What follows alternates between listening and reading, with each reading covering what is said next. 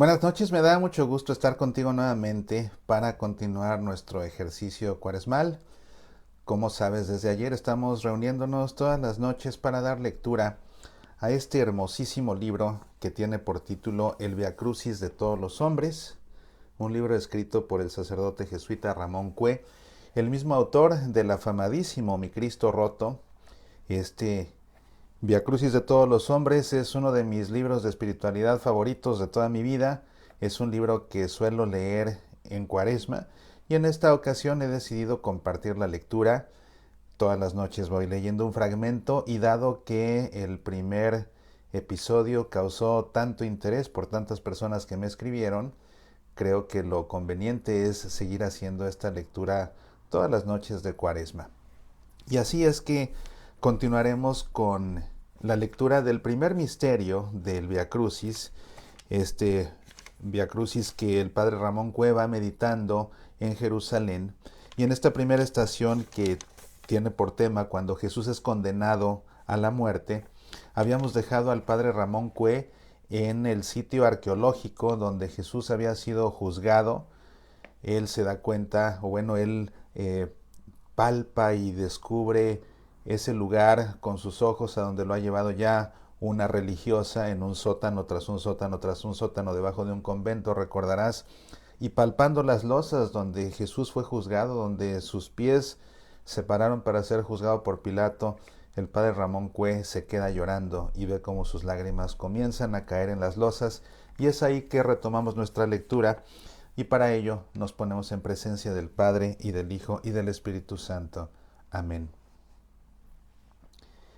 Me seguía impresionando aquel pavimento enlosado de poderosas y robustas piedras romanas.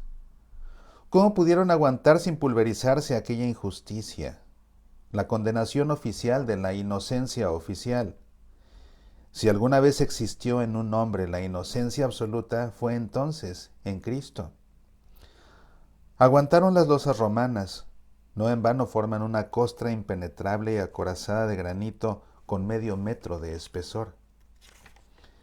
Aguantaron la farsa repugnante de aquel juicio, un reo que llega ya prejuzgado y condenado de antemano, con falsas acusaciones y con testigos comprados, un juicio sin abogado ni defensor, sin una sola voz que se alce en su ayuda, un juicio en que el fiscal adquiere presencia y voz multitudinaria de turba amotinada y ronca, borracha de odio.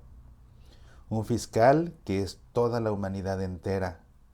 Un juicio en que el juez repite en público, obsesivamente hasta el sarcasmo, que el reo es inocente, que no encuentra motivo de condena, y sin embargo, termina condenándolo. Un juicio en que al fin un chantaje político decide y arranca la sentencia. Si no lo condenas, no eres amigo del César. Y fue condenado a muerte. ¿Cómo pudieron estas piedras, por duras que parezcan, aguantar tamaña injusticia? Las miré escrutándolas una vez más, y me dio la impresión de que ellas a su vez me miraban a mí, pidiéndome comprensión y piedad. En cada uno de los poros de granito se abrió un ojo minúsculo, pero vivísimo como una pupila de alfiler, y todo el enlosado romano me contemplaba con aquella mirada desgarradora y muda de infinitas pupilas suplicantes. Me dio pena, inmensa pena de aquellas losas romanas destinadas a aguantar en su piel tan humillante sentencia. Comprendí su color marfileño, de cutis sin sangre, amarillo de vergüenza, pálido en desmayo de una vida que se va, y en ese instante adiviné el porqué de su ocultamiento durante 20 siglos. Fueron estas mismas losas, avergonzadas por la injusticia de los hombres, las que reclamaron su propia desaparición. Sentí el clamor que subía desde el granito humillado hasta las 4 torres vigías que desde arriba se asomaban a litóstrotos. Las losas del pavimento suplicaban a las piedras de las torres: caigan sobre nosotras, sepúltenos bajo el peso de sus escombros, escóndanos de la vista de los hombres, líbrenos del sol y de la luz que ilumina nuestro estigma. ¿Cómo pueden aguantar torres erguidas tanta ignominia? ¿Qué hacen de pie en la altura si la misma justicia ha rodado por los suelos?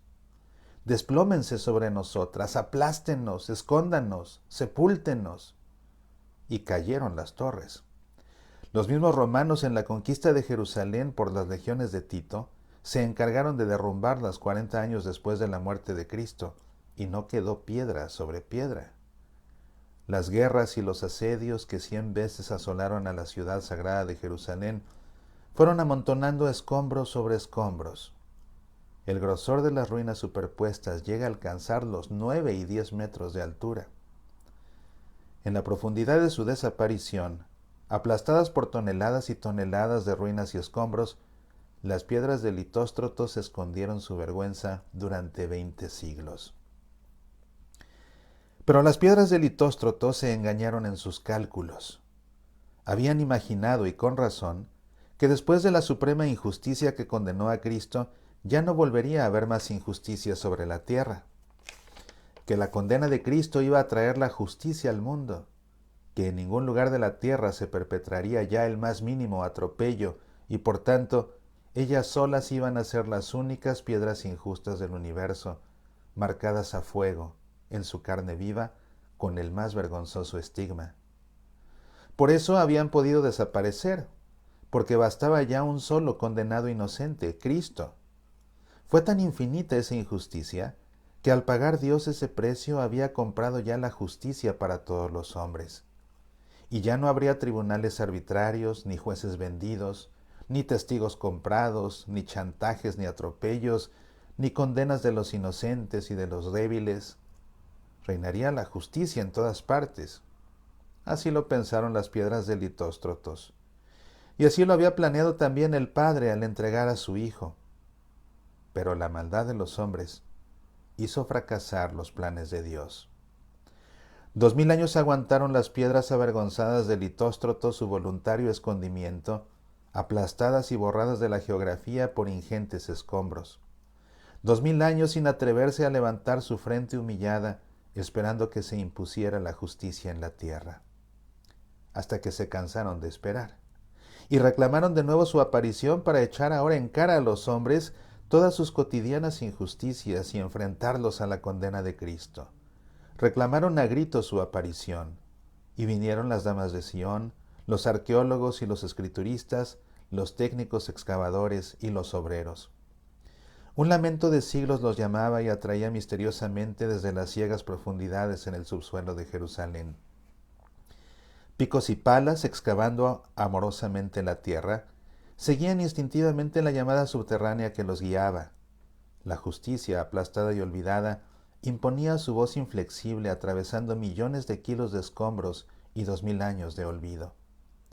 Hasta que apareció el pavimento entero de Litóstrotos, como un inmenso pergamino desenrollado, con una viejísima condena escrita en sus losas. Pero esta vez la sentencia condenatoria se volvía contra la humanidad y en nombre de Cristo atropellado denunciaba valientemente la injusticia con que unos a otros, grandes y pequeños, altos y bajos, pobres y ricos, débiles y poderosos, nos condenamos mutuamente, todos los días, hermanos contra hermanos. Y yo estaba entonces contemplando, extendido a mis pies, a Litóstrotos de Cristo, acusándome y acusándonos. Volvía a ser un tribunal que nos citaba en sus piedras a todos los hombres para pedirnos cuentas, en nombre de Cristo, de nuestras injusticias con los demás. Yo lo miraba, subyugado y empavorecido al mismo tiempo, porque ya no era solamente el tribunal concreto que el siglo I condenó a un hombre Dios, a Cristo, personaje de la historia. Era un tribunal eterno y universal, de todas las épocas, para todos los hombres, en la más sangrante actualidad. Ya no era una pura y venerable reliquia arqueológica de un pasado muerto, cotizable solo como una pieza de museo. Era una pavorosa realidad de un presente vivo, en perenne exigencia condenatoria. Yo vi con pasmo y con miedo cómo iban desapareciendo a mi alrededor las paredes circuncidantes que encuadraban y ceñían el pavimento de Litóstrotos.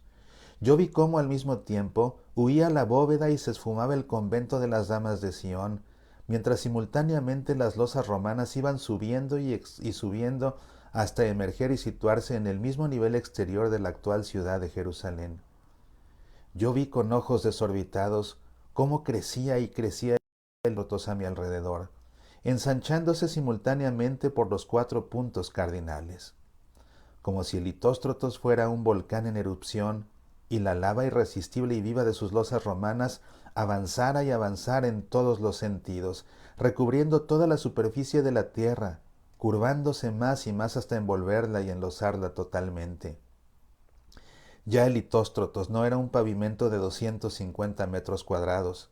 Había crecido desmesuradamente.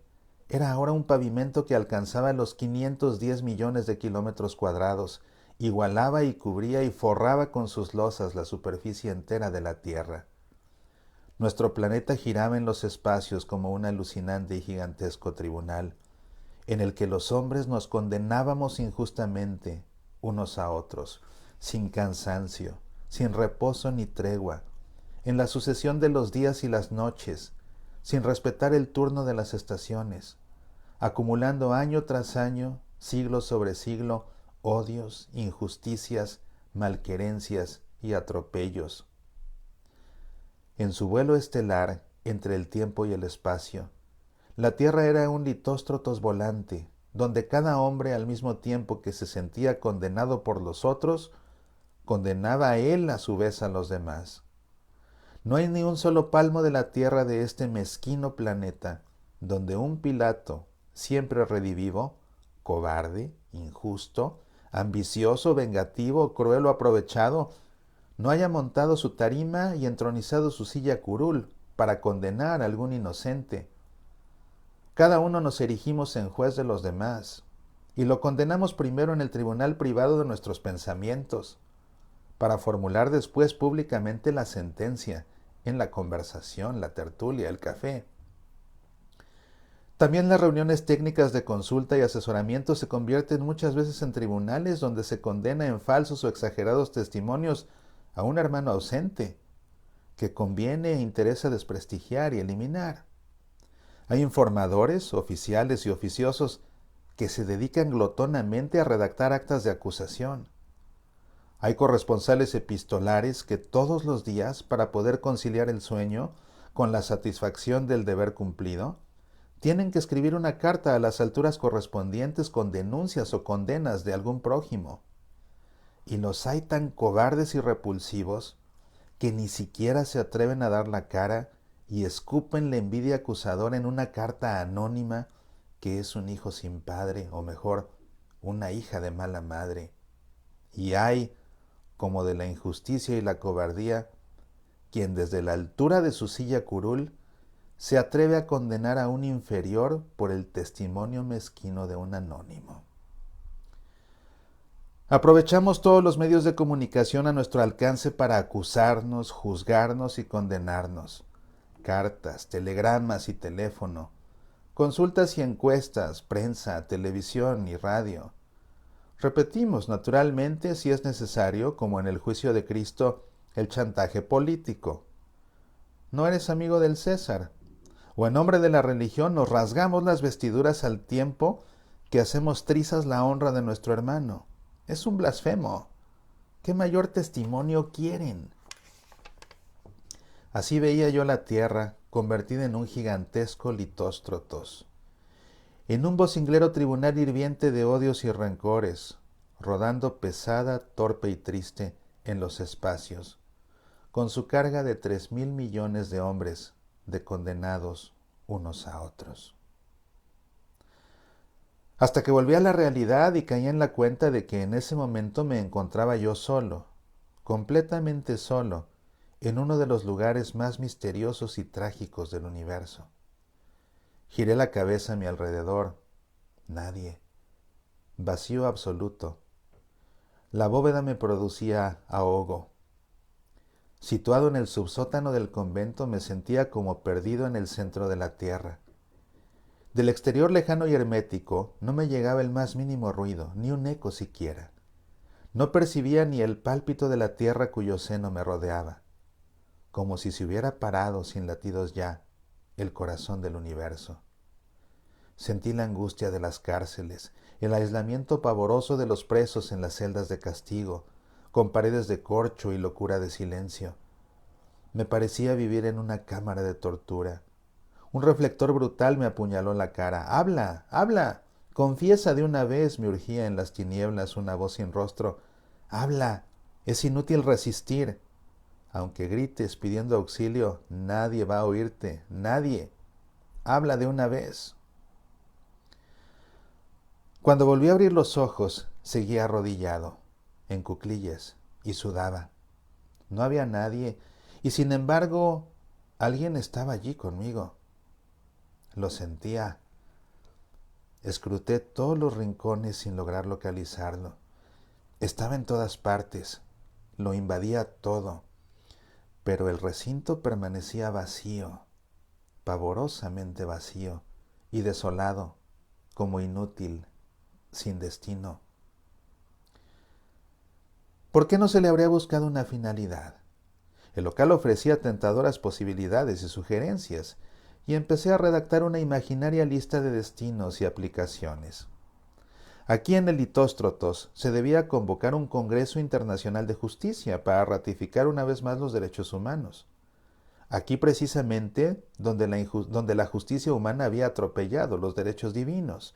Pero, ¿es que se pueden respetar de verdad los derechos humanos si no se respetan como clave y cimiento jurídico los derechos de Dios? ¿Qué concentración aquí de todos los jueces de la tierra, con su colección completa de sentencias, cada uno encuadernada debajo del brazo? ¿Qué asamblea de fiscales con su habilidad maquiavélica de artimañas y su destreza de artilugios acusatorios? ¿Qué reunión de abogados defensores, vendidos de antemano antes de comenzar el pleito? ¿Qué repugnante hormiguero de testigos falsos y comprados con el hedor de su juramento en su boca podrida? Al día siguiente, cuando aún apeste el Litóstrotos, una reunión plenaria de todos los culpables y criminales que han sido absueltos solemnemente por la justicia humana. Son tantos que habría que organizar días y días, turnos diversos. La última asamblea, después de desinfectar la sala del contagio y el olor de las anteriores muchedumbres, sería para convocar, presididos por Cristo, a todos los inocentes, condenados jurídica y solemnemente a lo largo de la historia por todos los tribunales civiles, militares, políticos, religiosos y eclesiásticos. ¿Cuántos turnos harían falta? Solo Dios lo sabe. Y claro que lo sabe, afortunadamente. Todas estas sucesivas asambleas y concentraciones no obstan para instalar definitivamente en el Litóstrotos el archivo completo de las injusticias humanas, la colección íntegra de todos los procesos falsos y mentirosos. Aunque tengamos más toneladas de papel y de injusticia que espacio donde archivarlas, todo cabría en el Litóstrotos. La técnica moderna reduce y aprieta todos los voluminosos legajos de un proceso en una breve cajita de microfilmes. Injusticia concentrada. Por más que ya todos estos procesos los tiene Cristo archivados en su cerebro, donde los conoce, y en su corazón, donde le duelen. En Cristo está la verdad y la justicia de todas las cosas, por mucho que los hombres las hayamos falsificado. El proceso del asesinato de John Kennedy dicen que está encerrado en una caja fuerte que solo podrá abrirse a los 75 años de su muerte, cuando hayan desaparecido todos los posibles colaboradores de la generación asesina. Todos los procesos injustos de la humanidad, archivados en la caja fuerte de Litóstrotos, serán mostrados públicamente a la luz de la verdad cuando hayan pasado todas las generaciones mentirosas de los hombres, cuando sea congregada la última asamblea total de la humanidad, en la que Cristo dirá la última y definitiva palabra. Mientras tanto, el Litóstrotos de Jerusalén sigue siendo la catedral de la injusticia, el archivo de las falsificaciones, el museo de cera de los jueces vendidos, la cámara blindada de las torturas. Aquí azotaron a Cristo y lo coronaron de espinas. La celda de los castigos, la checa subterránea, la caja fuerte de las trampas y las mentiras. En el año 1933, al cumplirse los 2000 años de la sentencia injusta contra Cristo, un grupo de juristas judíos revisó en Jerusalén el proceso de Pilato, rectificó la sentencia y rehabilitó a Cristo. Inútil, aunque digna rehabilitación. Lo que quiere y exige Cristo es que dejemos ya de condenarnos los hombres unos a otros injustamente. Este es el sentido de la condena injusta que Cristo aceptó. Reconciliarnos con su Padre para que nos reconciliáramos luego unos con otros. Esta es la verdad que trae Cristo. Aquí Pilato interrumpió bruscamente el proceso para hacerle a Cristo la gran pregunta: ¿y qué es la verdad? Pero, ¿tuvo miedo a la respuesta? ¿Miedo a la verdad? Le volvió la espada a Cristo, que se quedó con la palabra en la boca.